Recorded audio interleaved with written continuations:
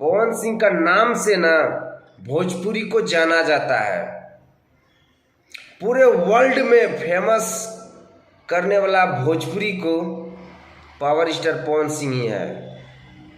देखिए, हमारे power star Pawan Singh का यश को तो आप लोगों ने पहचानते होंगे, जो कि बॉलीवुड का बहुत बड़ा एक्टर और हीरो है।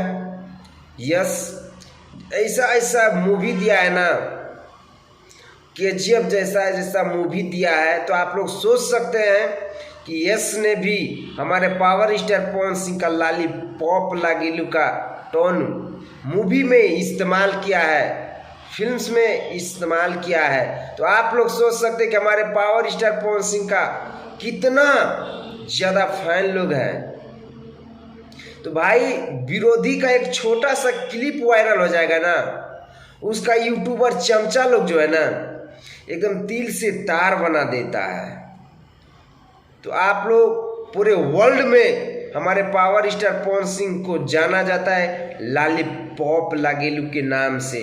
बहुत सारा ऐसा बॉलीवुड का कलाकार लोग है ना, पूरे वर्ल्ड में लॉलीपॉप के नाम से ही भोजपुरी को जानते हैं। हाँ, वही ना, लॉलीपॉप लागेलू ऐसा कहता है।